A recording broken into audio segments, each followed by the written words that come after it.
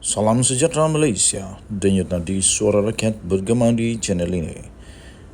Jangan lupa tekan butang subscribe, like dan share. Malaysia kita punya, cintai Malaysiaku, kita jaga kita.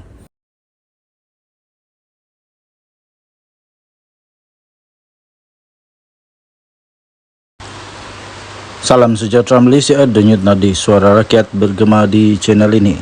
Berita terkini yang menggemparkan. Pemilihan bersatu. Hamzah tanding presiden daripada biharian.com.my 6 September 2023. Berita penuh. Kuala Lumpur. Setiausaha Agung Bersatu Datuk Seri Hamzah Zainuddin antara yang disebut-sebut sebagai seorang pencabar utama bagi jawatan tertinggi untuk Parti Bersatu itu sekiranya Tan Sri Mahyadin Mak Yassin iaitu selaku Presiden Parti Bersatu memutuskan untuk tidak bertanding pada pemilihan akan datang. Sumber daripada Parti Bersatu berkata, Muhyiddin kemungkinan berundur daripada bertanding sebarang daripada jawatan dan hasratnya itu juga sudah pun lama dimaklumkan kepada kepimpinan parti. Katanya dalam kenyataan tersebut, kata sumber yang seperti dilaporkan oleh FMT, iaitu Tan Sri Mahyadin Mak Yassin mungkin akan undur diri dan menjadi penasihat kepada parti, kata sumber itu seperti yang dilaporkan oleh FMT. Sumber yang sama turut berkata, Hamzah Zainuddin yang juga adalah ahli parlimen bagi kawasan Parlimen Larut mempunyai sokongan yang cukup kuat dalam kalangan ahli Parti Bersatu untuk memimpin parti berkenaan. Selain daripada Hamzah Zainuddin, timbalan Presiden iaitu Datuk Seri Ahmad Faizal Azumu pula katanya dijangka mempertahankan jawatan nombor 2 parti kerana tidak mempunyai pengaruh yang cukup kuat untuk mencabar Hamzah Zainuddin. Kata sumber itu, Ahmad Faizal dijangka bakal mempertahankan jawatan timbalan Presiden. Tetapi kalau pergi lagi, iaitu bertanding Presiden, memang makan diri sendiri kerana reputasi beliau dalam parti telah jatuh merudum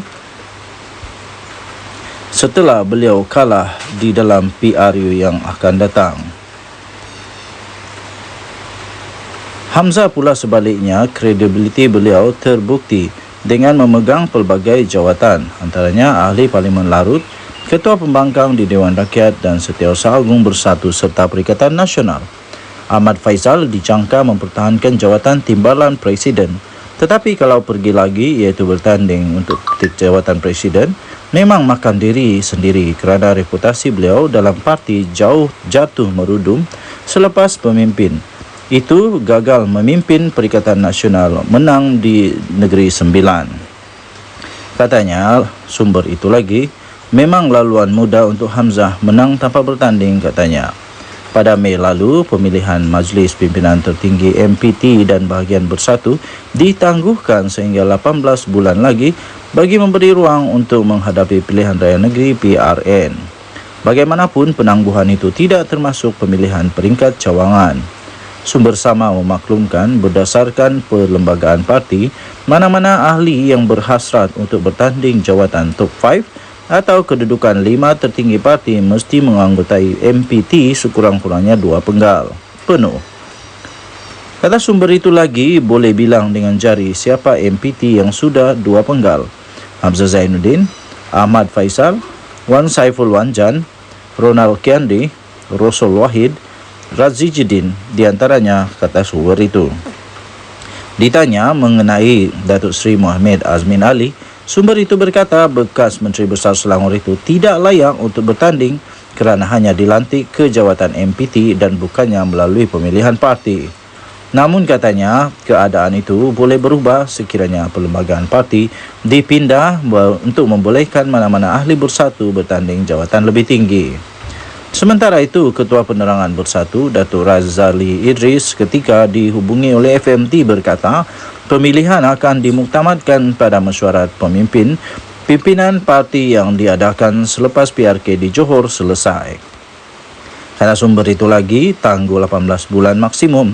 Tetapi kalau kita sempat selesai awal masalah sikit-sikit mengenai pindahan perlembagaan, kita akan buat lebih awal. Kita tengah susun cawangan dan bahagian. kita ada nak ubah peraturan sikit, pindah sikit untuk pemilihan katanya lagi. Dengan nadi suara rakyat bergema di channel ini, jangan lupa untuk tekan butang subscribe, like dan share. Malaysia kita punya, cintai Malaysia ku, kita jaga kita. Kita jumpa lagi. Selamat pagi Malaysia. Bye-bye. Salam sejahtera Malaysia. Denyut nadi suara rakyat bergema di channel ini. Zahid masih disiasat SPRM.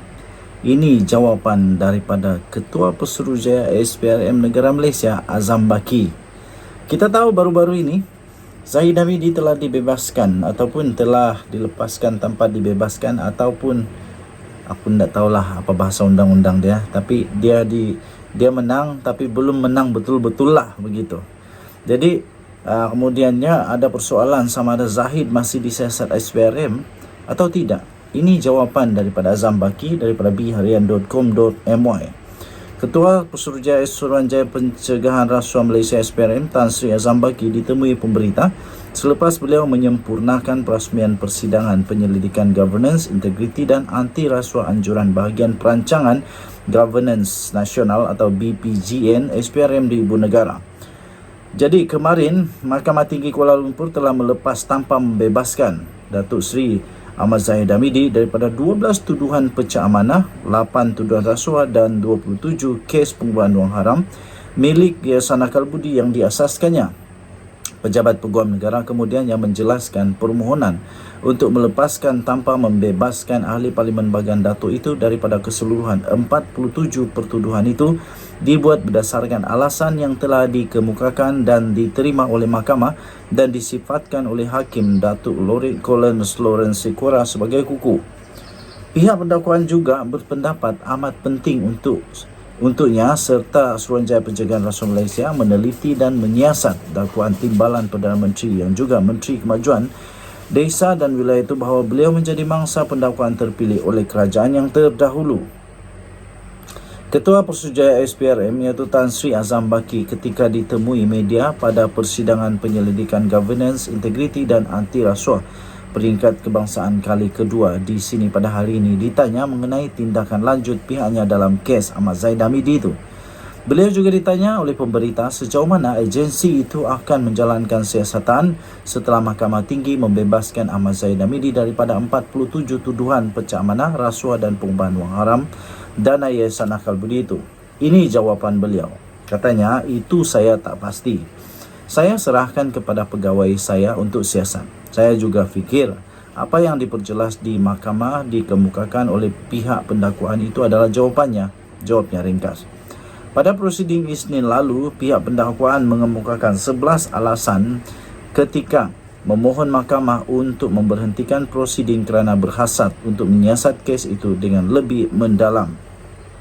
Mahkamah Tinggi bagaimanapun menolak permohonan pihak pembelaan untuk membebaskan sepenuhnya Ahmad Zahid Hamidi atas beberapa alasan yang diberikan oleh pihak pendakwaan.